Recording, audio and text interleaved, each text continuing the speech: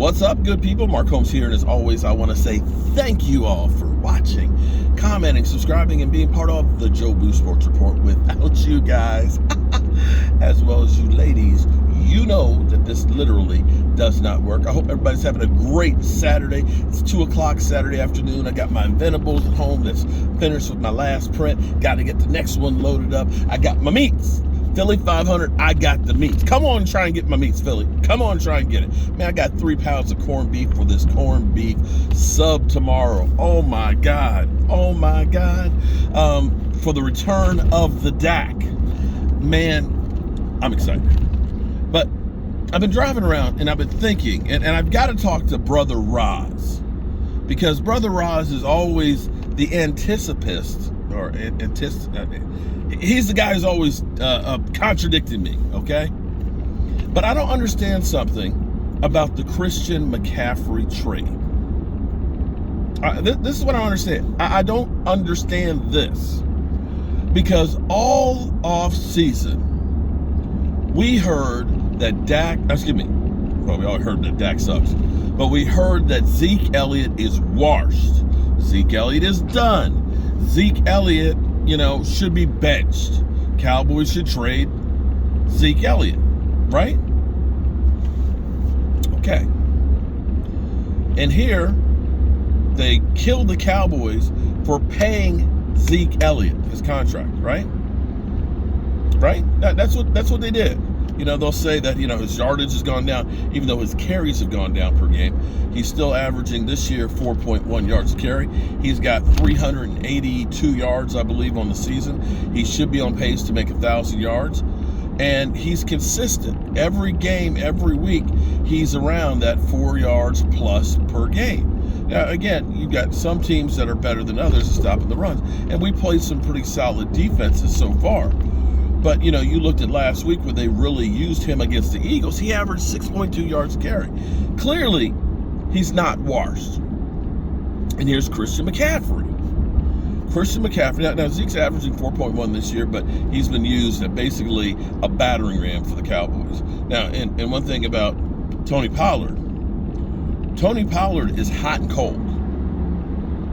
He's got one game where he averaged 10.1 yards a carry. He's got another one where he averaged 8.1 yards a carry.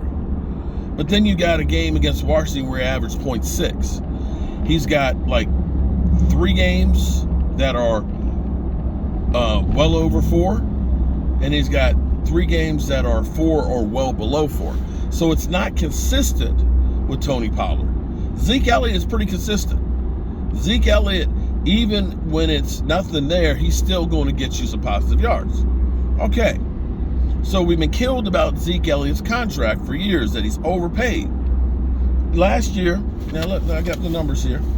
Last year, Zeke Elliott had 1,002 yards, 4.2 yard average.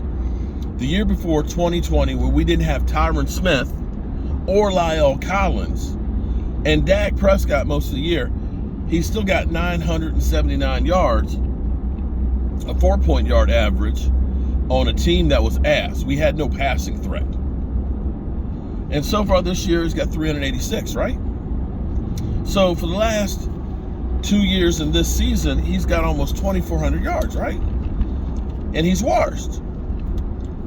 So Christian McCaffrey,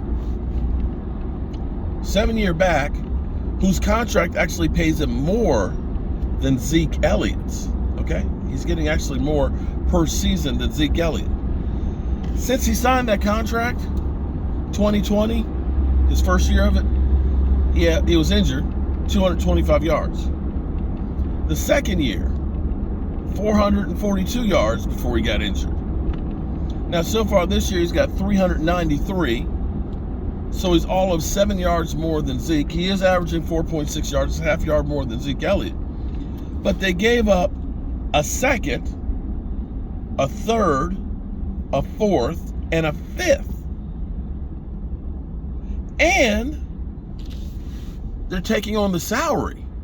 Now, I'm not saying that he might not have a great season and do some great things for the 49ers. If he can stay healthy, you start thinking about Deebo Samuels and everything else, because you know that team with Jimmy G is truly a run-first team, and they are a team that wants to pound you into submission. And it may be that that's a great deal, but I can't see how this is a good deal for the long term. When you start thinking about a second, a third, a fourth, and a fifth round draft, that's a lot of draft capital to give up for a running back that's got some miles and a bad injury history. That's what I don't understand. And so for the Cowboys, here's the thing for the Cowboys. Just think about this. We traded Amari Cooper for just a 5th round pick.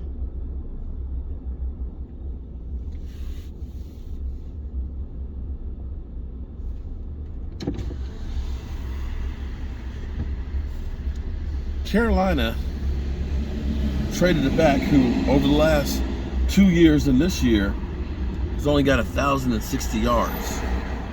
And they got a 2nd, a 3rd, a 4th, and a 5th. Now, I'm curious. I'm just curious, and this is where I'll ask Brother Roz. Not that the Cowboys are going to trade Zeke Elliott, because you don't trade Zeke. But I'm curious what Zeke Elliott's trade value would be if Christian McCaffrey is worth a 2nd, a 3rd, a 4th, and a 5th.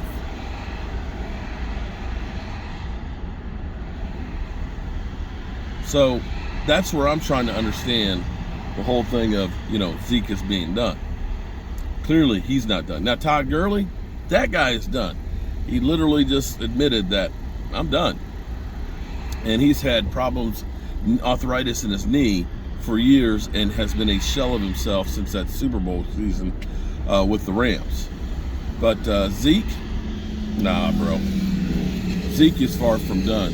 But then again, there's a lot of things that they said about the Cowboys this off season that truly seem to be way off. Cowboys will start the season off 3-6. Zeke Elliott was washed. They screwed up by getting rid of Amari Cooper and letting go Connor Williams and Lyle Collins. We're going to miss Randy Gregory.